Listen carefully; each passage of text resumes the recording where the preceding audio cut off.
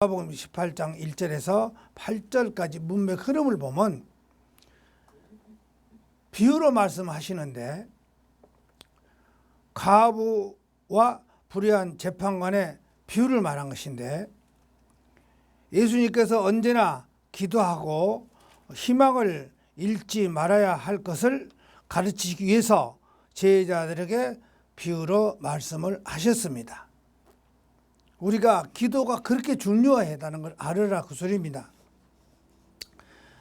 그 어떤 도시에 하나님도 두려워하지도 않고 사람들을 깔보는 재판관이 한 사람이 있었는데, 그 도시에 사는 한 과부가 늘 찾아가서 자기에게 억울한 일을 한 사람을 법으로 다스려 달라고 탄원을 합니다. 재판관은 오랫동안 그 말을 무시해서 또 귀찮아서 견딜 수가 없게 되었습니다. 그래서 그는 결국은 나는 하나님도 사람도 두려워하지도 않는다. 그러나 여자가 나를 이렇게 성가시게 하니까 소원대로 판결을 내려주겠다. 그러지 않으면 계속 나를 찾아와서 견디지 못하게 할 테니까 하고 생각하고, 주님은 계속해서 말씀하십니다. 비록 악한 재판관이라도 이처럼 들어주는데, 하나님께서 밤낮으로 부르짖는 하나님의 택한 된 백성들이 간청을 듣지 않으시고 오랫동안 미루겠느냐? 내가 진정으로 말하는 것인데, 하나님께서는 이 모든 것에 대해 신속히 응답해 줄 것이다. 그러나 인자가 다시 돌아올 때는 믿음을 가지고 있는 사람이 과연 몇 명이나 찾아볼 수 있을까 걱정이다, 그럽니다. 우리가 이렇게 기도를 하셔야 돼요. 간절하게 기도하시면 하나님이 들어주신다.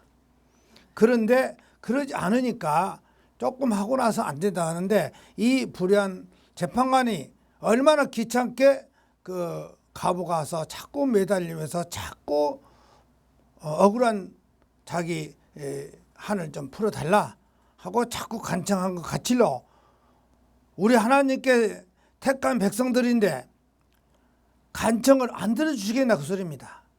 열심히 기도하시면, 자꾸 귀찮게 힘들게 기도하시면 하나님이 들어주신다, 그 말씀입니다. 그런데 들어주신 것만 바라지 과연 하나님을 바로 믿느냐, 바로 믿겠느냐, 믿음이 바로 있느냐, 과연 몇 명이나 있느냐, 그게 중요한 것입니다. 주님의 짧은 말 한마디의 말씀인데, 인자가 다시 돌아올 때 믿음을 가지고 있는 사람은 과연 몇 명이나 찾아볼 수 있을까? 누가복음 18장 8절에 그럽니다. 내가 너에게 이르노니, 맨 그 같은 절에 속히 원한을 풀어주시리라, 또 같은 절입니다.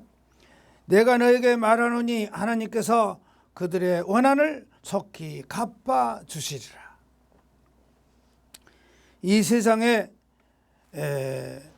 그리스도를 마음에 영접하고 주의 말씀을 쫓아 준행하며 산다는 수많은 사람들이 있습니다.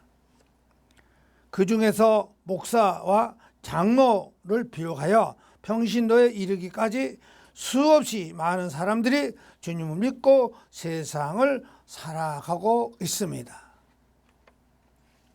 모두 새벽에 일찍 일어나서 새벽 기도회를 마치고 직장에 출근하거나 자기들의 맡은 소임으로 평소에 하는 일상으로 돌아가는 사람들도 하루를 시작하고 있습니다. 이 모든 것이 이 세상의 일들이고 우리가 항상 하는 일들입니다.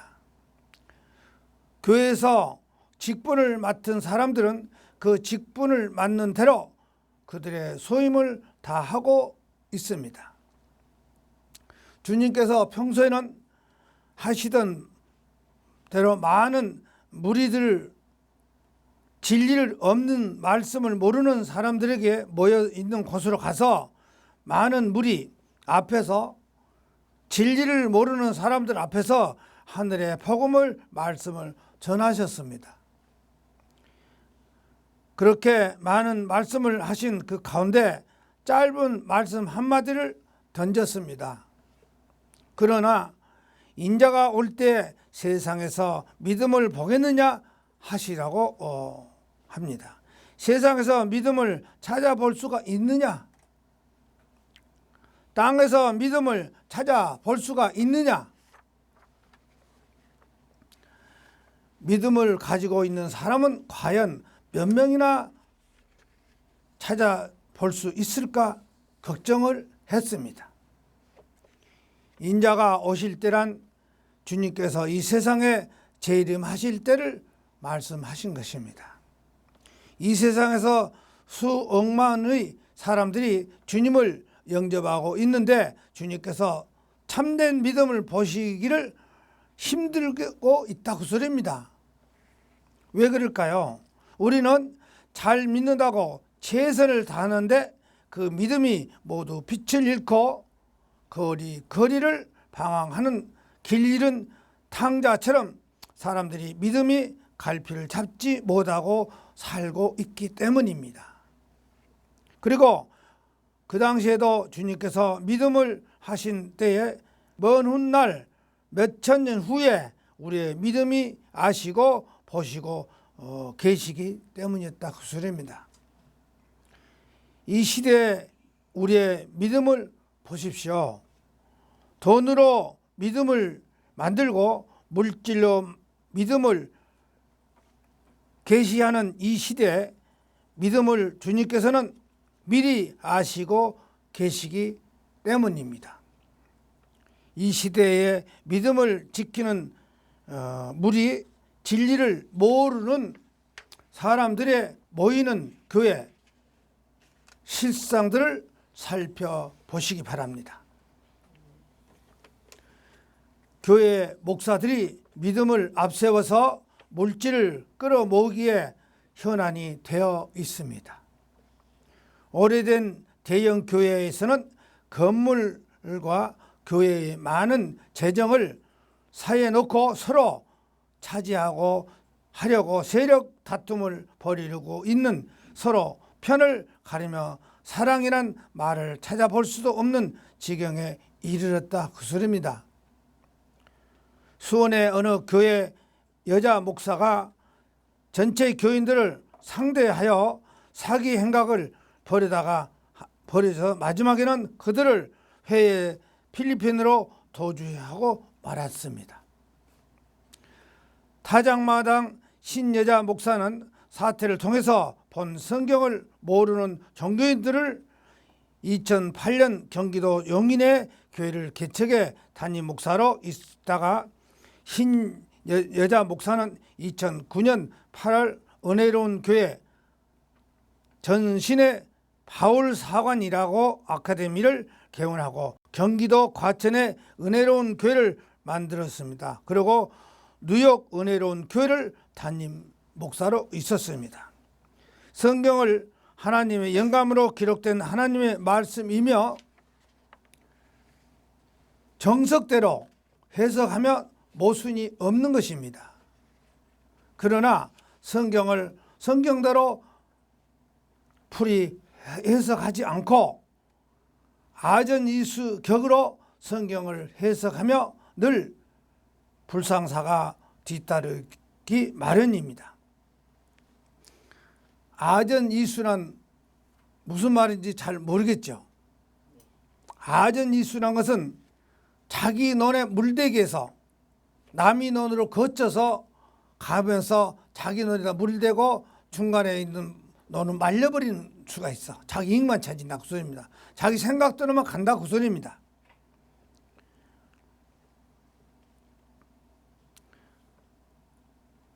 성경을 하나님의 말씀이라고 믿는다고 말은 하지만은 그 해석을 자기 멋대로 해석해서 교계에 충격을 던져주며 심각한 부작용을 일으키는 분류들이 대단히 많습니다. 그는 2014년 말부터 설교 내용에 대하여 피지에서 거주하면 비자가 필요한데 비용이 한 사람당 3천만 원이 필요하다고 그랬습니다. 현금을 할 때는 전 재산을 처분하여야 하고 취지로 반복적으로 설교하면서 피해자 성도들을 모든 재산을 처분하라고 반드시 낙토인 피지로 가야 한다는 생각을 주입시켜 결국은 400여 명의 그 성도들을 피지 공화국으로 이주토록 한 혐의를 받고 있다 그 소리입니다. 이외에도 수많은 교회가 회에 유사한 일들을 벌이고 있습니다.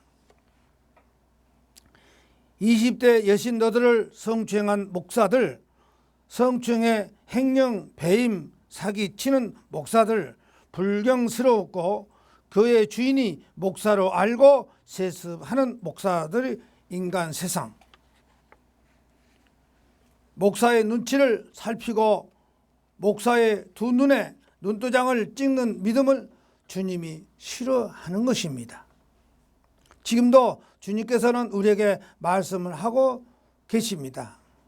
그러나 인자가 올 때 세상에서 믿음을 보겠느냐 하시고 슬픈 얼굴을 하시면 말씀을 하시고 계십니다. 주님께서는 우리들에게 참되고 거룩한 믿음을 원하고 계십니다. 사람들에게 보기 좋게 하고 위해서 믿음보다는 거짓이 없는 참된 믿음을 원하고 계십니다. 주님께서는 아브라함과 같은 순종하는 믿음을 바라고 원하십니다. 바울처럼 감옥에 갇힐지라도 사도행전 21장 13절에 그리고 그곳에서 끝까지 죽음을 버리지 않고 믿음에 원하고 계신 것을 볼 수가 있습니다. 주님을 위해서 목숨을 바라면 순교하는 믿음을 원하고 계신다 그 소리입니다. 진실하게 참되고 거룩한 믿음을 원하고 계십니다. 우리 두 눈으로 보고 믿는 믿음보다 눈으로 보지 않고 믿는 믿음을 원하고 계십니다. 히브리서 11장 1절에 믿음은 바라는 것들의 실상이요 보이지 않는 것들의 증거니 선진들의 이름으로써 증거를 얻었느니라 그랬습니다. 믿음으로 모든 세계가 하나님의 말씀으로 지어진 줄을 우리가 아나니 보이는 것은 나타난 것으로 말미암아 된 것이 아니라고 히브리서 11장 1절에서 3절에 그럽니다. 이런 사람은 세상에 감당하지 못하느냐 그랬습니다. 그들은 광야와 산과 동굴과 토굴에서 유린하였느니라 히브리서 11장 38절에 요사이 말하자면 자연인처럼 이 세상에서 살만한 곳이 되지 못해서 이 사람들은 다 믿음으로 말미암아 증거를 받았나니 약속된 것을 받지 못하였느니 이는 하나님의 우리를 위하여 더 좋은 것을 예비하연즉 우리가 아니면 그들을 온전함을 이루지 못하게 하려 함이라고 히브리서 11장 38절에서 40절에 그럽니다. 세상이 요란하게 믿는 믿음보다 조용한 가운데 말없이 드러내는 것보다 은밀한 중에 믿는 믿음을 주님께서 원하시고 계신다 그 소리입니다. 문제가 있을 때는 잘 믿고 문제가 해지면은 주님을 예면하는 믿음은 주님이 원하지 않습니다. 기도를 많이 한다고 해서 믿음이 좋은 것은 아닙니다. 말을 많이 한다고 해서 믿음이 좋은 것도 아닙니다. 같은 말을 많이 하는 기도는 주님이 듣지 않으시고 그 기도의 응답을 들어주시지 않고 응답이 없습니다. 기도의 내용은 미리 아시고 계시기 때문에 말을 많이 하는 기도는 주님이 예면하십니다. 주님께서 우리에게 짧게 말씀을 하셨습니다. 세상을 믿음을 보겠느냐? 말세에 주님이 이 세상을 오십니다. 말세에 믿는 자를 보겠느냐고 하십니다. 말세에 이 세상에서 불화가 닥칠 때는, 환란이 닥칠 때는 그렇게 무서운 대환란을 전에도 없었고 후에도 일어나지 않습니다. 땅 위에 지진이 일어나고 하늘 위에서는 불덩어리가 떨어지고 땅에는 지진이 일어나서 땅이 요동하는 무서운 재난 속에서도 어떻게 믿음을 지킬 수 있을까? 과연 우리가 믿음을 지킬 수가 있습니까? 이 난리를 치면은 그냥 자기 먼저 살겠다고 도망칠 것입니다. 믿음이고 모용손이 없을 것입니다. 이 말씀을 미리 주님의 예언하신 말씀이고 지금 이 세상에 도처에서 재난이 시작되고 있고 이 재난이 시작에 불과한 것이다 그 소리입니다. 이제 시작에 불과하다. 이렇게 환난을 당할 때는 사람들이 자기가 믿는 신에게로 살려달라고 빌면서 신들도 이 세상에 불리할 때는 아주 자기 불리한 대로 나가버립니다. 그런데 그 신들도 이 세상에서 불타버립니다. 절에 다니는 사람들이 절에 가서 부처에게 애걸 복걸하는 게 되고 무당들은 자기가 차려놓은 신당 앞에서 그 신들에게 두 손을 모으면서 살려달라고 할 것입니다. 그러나 말세에는 이 모든 것들이 뜨거운 유황불에 휩쓸려서 흔적도 없이 타버릴 것입니다. 이런 환난 가운데서 어찌 믿음을 찾아보겠느냐? 이 세상은 말세에 향하여 가고 있습니다. 주님의 말씀처럼 말세에 믿음을 보겠느냐 하셨습니다. 지금의 우리의 믿음을 돌아보시기 바랍니다. 나의 믿음을 돌아보시기 바랍니다. 그리고 나의 주님의 관계와 나와 내 이웃의 관계를 돌아보시기 바랍니다. 믿음을 지키고 지나가란 힘들 때입니다. 이때 노려서 마귀는 세상에 도처에서 마귀는 올무를 놓고 있습니다. 마귀는 두루 삼킬 자를 찾고 있습니다. 목숨을 걸고라도 믿음을 지키기 바랍니다. 이 말씀을 잊어버리지 마시기 바랍니다. 세상에 믿음을 보겠느냐? 내가 너에게 이르노니 속히 원한을 풀어주리라. 믿는 자를 보겠느냐? 말세에 예수님이 여기 있다 저기 있다 해도 믿지 마라. 마가복음 13장 21절에 수많은 교인들이 모이는 대형 교회에서 하는 너 믿지 마라. 그런 교회도 믿지 마라. 이 두 문장의 동일한 의미가 한국 교회는 특징이 무엇입니까? 돌이 떡이 되게 하는 기적, 높은 절벽에서 떨어지더라도 죽지 않는 기적, 천하 만국의 영광이 축복이 가득 찬 변형 이것이 신앙의 비전이면 꿈이면 믿음으로 깊이 자리 잡고 있는 것이 공통적인 특징입니다. 그 한국교회 특징이 무엇이냐? 이 두 문장 속에서 내용을 말한 것입니다. 둘 중에서 똑같은 특징이 같아요. 보면 뭐라고 하냐? 돌이 떡이 되게 하는 기적, 높은 절벽에서 떨어져도 죽지 않는 기적, 천하만국의 영광의 축복이 가득 찬 번영, 이것이 신앙의 비전이면 꿈이면 믿음으로 깊이 자리 잡고 있는 것이 공통적인 특징입니다. 이 성경에 있는 말이죠. 그런데 돌이 떡이 되게 한다든가 높은 절벽에서 떨어져도 죽지 않는다든가 온 만국을 천하를 보여주면서 축복을 보낸다. 이것은 예수님이 이제 금식하고 나서 마귀한테 시험당한 상태인데 오늘날 목사들이 이걸 써먹어. 돌이 떡이 될 수 있는 기적이 있다. 그러면 왜 저 돈을 걷어? 돌멩이 놓고 기도해보면 돈이 돼버릴 건데 기적이. 그 말이에요. 지금 오늘날 목사들이 그걸 써먹어 성도들한테. 이것은 예수님의 공생에 시작하기 직전 마귀에게 시험을 받으실 때 부정하신 내용입니다.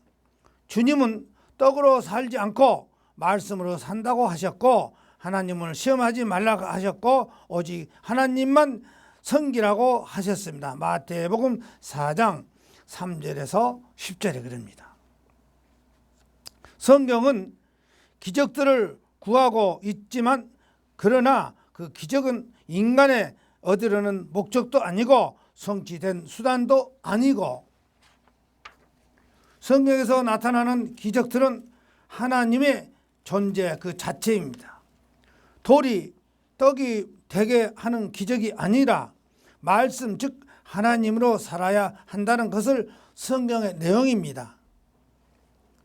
인간의 하나님을 증거하기 위하여 하나님의 기적이라는 것을 저울에 올려놓고 하찮은 인간의 손으로 무게를 달아도 되는 그런 하나님이 아니라는 것을 성경에 말하고 있습니다.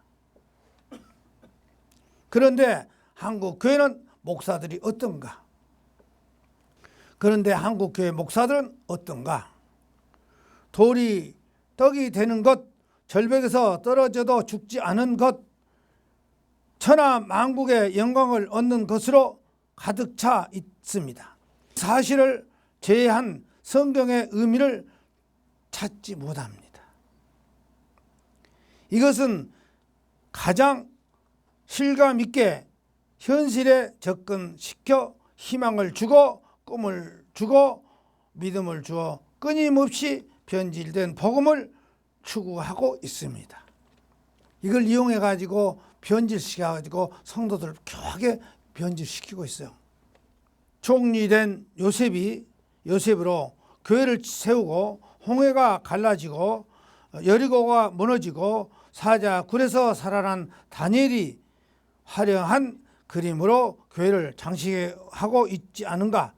아니고는 죄 또 참회, 십자가, 구원 이런 것으로만으로 어떤 매력도 줄 수 없는 새 기독교 시대를 탄생시키고 있습니다. 말세에 하나님이 여기 있다 저기 있다 해도 믿지 마라. 교회가 아무리 많아도 하나님이 계시는 교회가 그리 많지 않게 될 것입니다. 하나님이 계시는 교회가 없어요. 많지 않아요. 그러나 그 가운데 하나님을 바르게 믿게 된 사람이 얼마나 많겠느냐 그 소리입니다. 오늘날 한국 교회를 바라보면 이 예언이 우리가 살고 있는 이 시대에는 새삼 옷을 여밀고 있다 그 소리입니다. 주님을 섬기고 살기에는 너무나도 고독한 시대입니다. 우리는 그분의 위로가 시금을 대어 생존하고 총총한 별을 넘어 피인을 본다 그 소리입니다. 피인이란 것은 진리를 와도 진리에 들어와서도 못 깨닫는 그 소리요. 말세를 만난 신앙인이 가져야 할 도리는 도덕, 풍속, 정치 등의 모든 사회 질서와 정신이 매우 타락하고 쇠퇴하여 끝판이 이른 세상입니다. 끝나는 세상이에요. 수천 년 지배해 오던 물질의 시대에서 정신이 지배하는 세대는 옮겨지는 시대의 끝과 또 시작점에서 세계의 모든 시선이 집중되고 모아지고 있는 한 곳에 있습니다. 바로 우리가 발붙이고 사는 이 한국입니다. 온 지구촌의 시대의 변화를 발맞춰 보다 나은 미래를 향해 또 인류 공연을 위해서 도전과 웅전을 거듭하면서 나는 열심히 살아가고 있는 이때 유독 이 한반도의 시대의 흐름이 역행하는 소유 악의 축이 아직 존재하고 있습니다. 우리 한국을 목사들 보세요. 아주 지금 우리 한국 교회가 어디로 가고 있습니까? 한 피를 받은 동족으로도 이해와 납득이 선뜻 가지 않는 일들이 연인 이 한국에 아닌 온 세계를 긴장시키고 있습니다. 최후에는 발악이 정점에서 있기 때문에 참으로 안타깝기만 합니다. 오늘은 이런 점을 놓고 조금 다른 차원에서 말을 하고 싶습니다. 이와 같이 양상에 벌어지고 있는 가운데 육의 문제뿐 아니라 또 다른 심각한 고민을 요하는 현 세상에 비록 이 한반도에서 동시에 일어나고 있음을 온 국민은 특히 종교인 그 가운데서 기독교인들이 깨달아야 할 것입니다. 기독교가 들어온 지 불과 120년이 하지만은 사도행전 17장 22절에 아덴 사람은 종교성이 많았도다.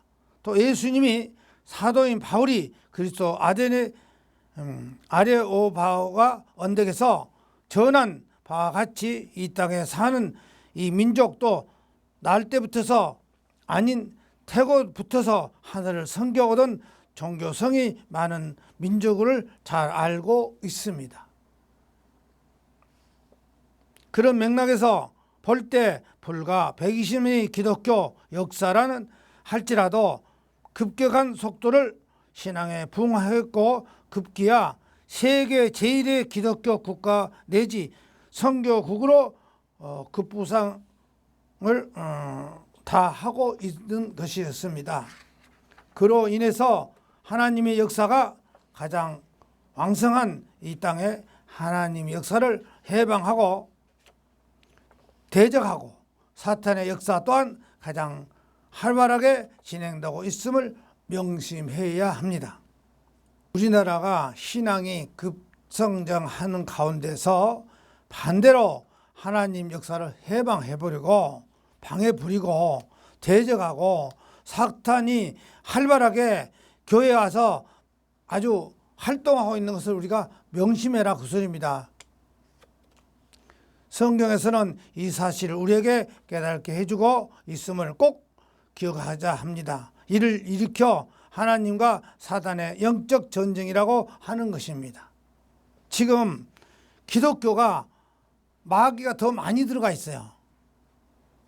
교회가 목사가 마귀 왕입니다. 그러면서도 목사가 못 깨달아요. 하나도 못 깨달아.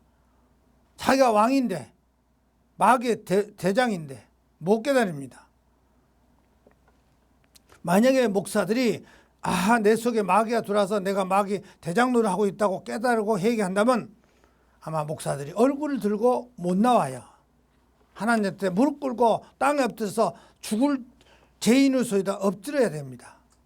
그런데 그러지 않아요. 빳빳하게 목에 힘주고 매스컴 하면서 방송에다 욕이나 하고 목사들이 개인적으로 사석에서는 욕도 할 수도 있어요.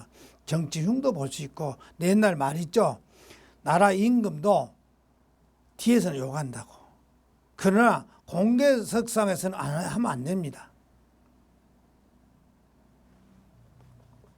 그렇다면 하나님을 잘 믿는다고 하는 그들 가운데서 서로 내가 믿는 하나님이 진짜 하나님이요, 네가 믿는 하나님은 가짜니 이단이니 하면서 서로가 물고 뜯고 싸우고 있으니 기독교 안에서는 전쟁이 틀림없습니다.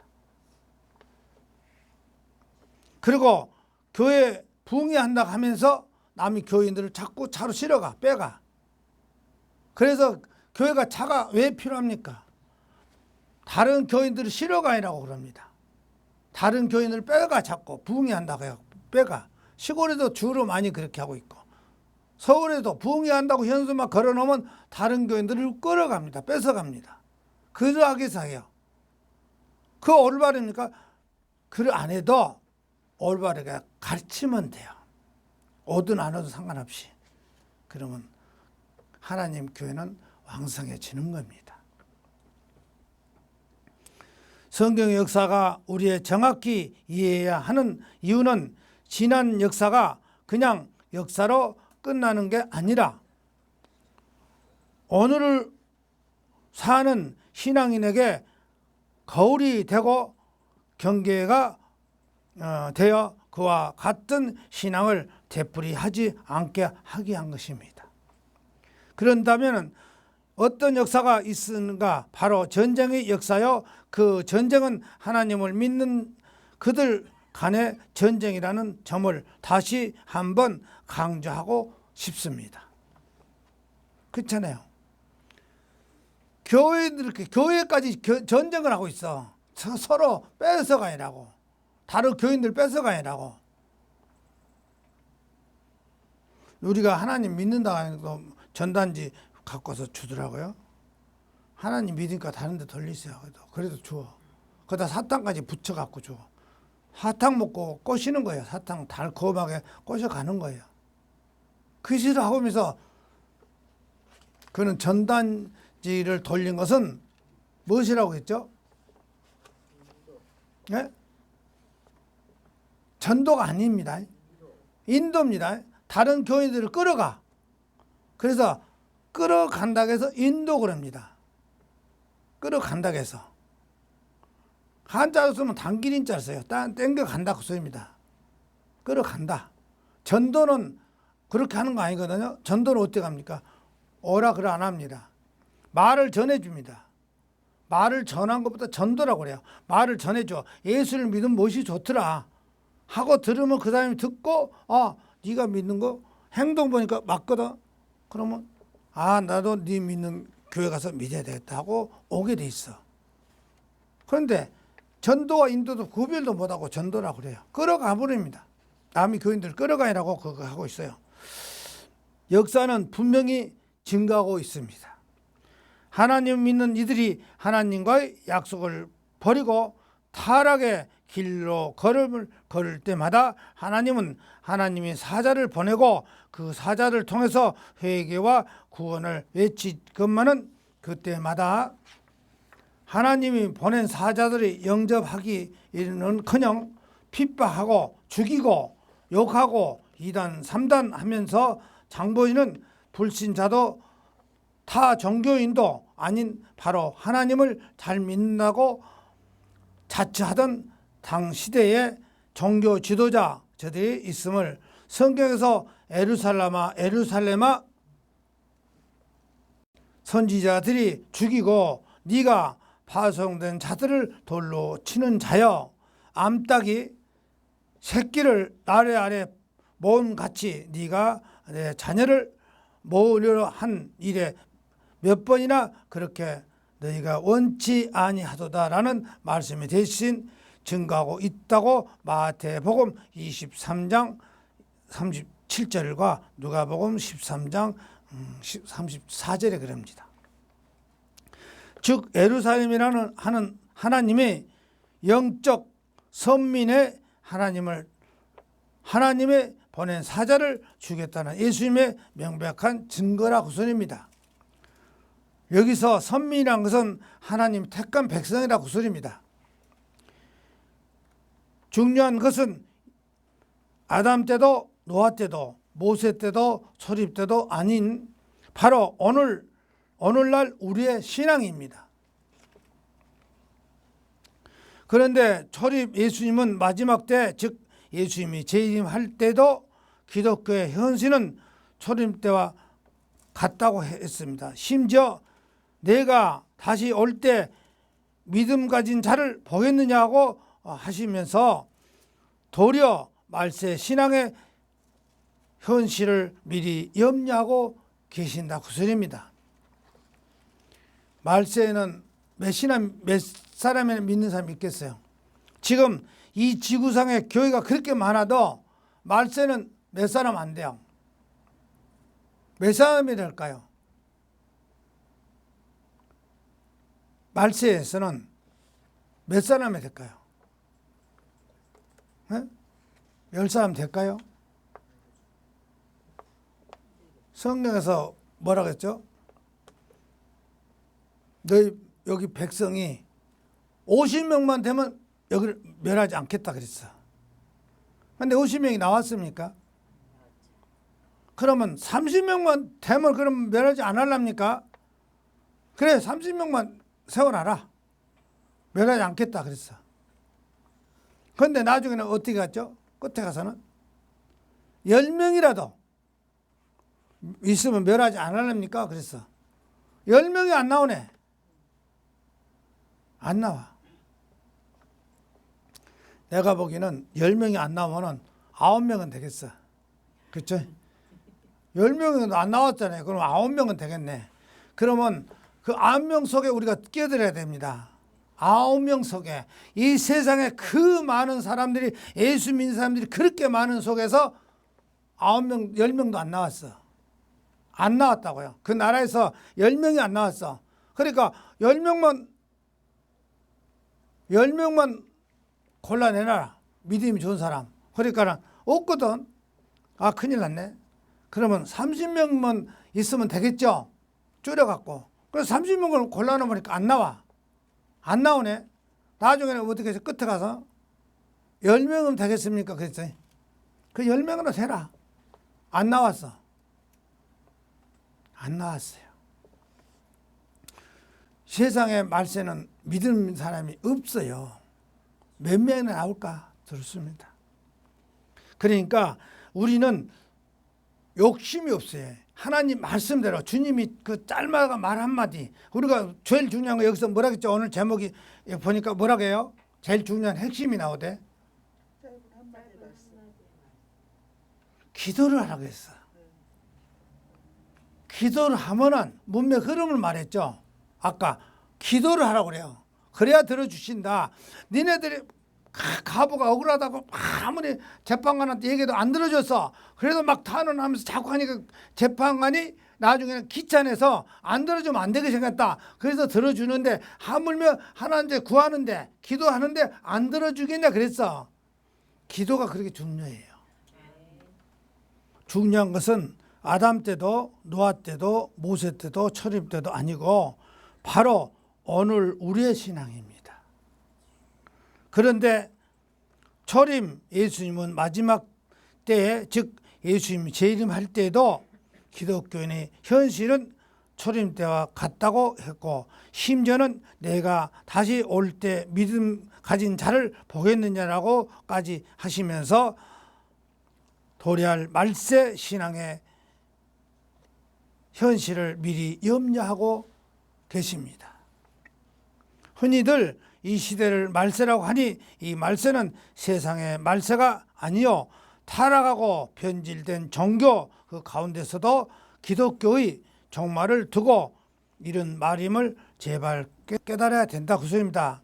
아름다운 이 지구촌이 종말을 절대 아니고 제발 우리가 바로 믿자 그 소리입니다.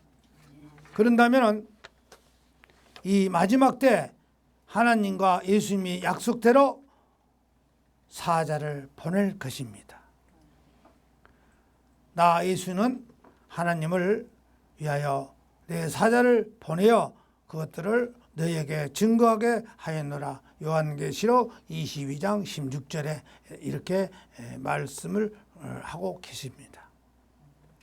나 예수님은 교회들을 위하여 내 사자를 보내어 그것들을 너희에게 증거하게 하였노라. 요한계시록 22장 16절의 말씀과 같이 말하고 계셨다. 그 소리입니다. 그러니까 예수님이 사자를 보낸다고 했어요. 지금 올바른 주의 종을 보내가지고 증거해 주겠다. 증거해 주겠다. 그 소리입니다. 우리 성도들한테 내가 누누이 말하죠. 증거가 뭐죠? 뭐죠? 지금 제일 중요한 것이 올바르게 체험을 하는 것을 우리가 항상 나와서 뭐라고 하겠어요? 간증이 증거입니다. 근데 안 하고 있어요. 그런데 간증도 잘못된 간증들이 너무 많으니까 왜 내가 체험한 것을 설교를 하는 것이 간증이에요. 내가 믿고 이렇게 하니까 이게 되더라. 그것을 간증이라고 합니다. 그것이 설교의 기초예요. 왜 예수님이 제자들이 간증을 많이 했어요. 사도 바울이 간증을 많이 해요. 베드로도 간증을 합니다. 그렇죠? 사도 바울이 간증을 어떻게 했어요? 내가 다메섹 도상에서 예수님 믿는 사람들 탄압을 다녔더니 하나님이 예수님을 만나게 됐다 하면서 다 얘기해요. 그게 간증이에요. 주로 많이 간증을 많이 하고 다니잖아요. 바울이. 그래서 내가 그거를 얘기하고 간증을 자꾸 하라고 하는 거예요. 내가 설교는 직접 바로 못 알아들어 간증하면 그 설교예요. 바울이 그거 갖고 간증을 많이 하고 다녀. 어디 가서든지 하잖아요. 뭐 높은 사람 앞에 가서도 간증하죠. 죽음을 돌에 맞으려고 하면서도 간증하죠. 간증이다. 다. 그래서 보내심을 받는 사자가 증거하는 것들이 도대체 무엇인지 듣고 구원받는 게 하나님의 뜻이요 말세를 만난 신앙인이 가져야 할 도리임을 명심해야만 합니다. 그러나 현실은 초림 예수님의 말씀처럼 이 시대도 예수님이 보낸 사자를 향해 욕하고 핍박하고 정죄하고 있다면 그들은 진정 하나님이 아닌 사단의 조종을 받는 자가 틀림없습니다. 그렇게 된 것은 하나님을 알지 못하기 때문입니다. 이제 진짜 하나님이 사자를 보내서 증거해 주는데 그 사자들 욕하고 핍박하고 그렇잖아요. 제대로 성경대로 제대로 가르친 사람을 핍박하고 그런단 말이에요. 왜? 쇼를 해야 되니까. 오늘날 교회가 쇼를 많이 합니다. 부흥해야 한다고 쇼를 합니다. 연예인들 데려다가 악기 불고 춤추고 뛰고 무용하고 난리 칩니다. 장구치고 교회 앞에서. 오늘날 전부 그런 대로 해야 돼. 그러지 않고 성경대로 한다면 핍박을 해. 거꾸로. 끝으로 육적이나 영적으로나 선과 악의 치열한 전쟁 가운데 살아가는 이 민족의 도도히 흐르는 시대를 잘 분별해서 옳은 길을 택할 줄 아는 지혜로운 백성이 되기를 간곡히 거룩하신 우리 주님 예수 그리스도 이름으로 축원드립니다.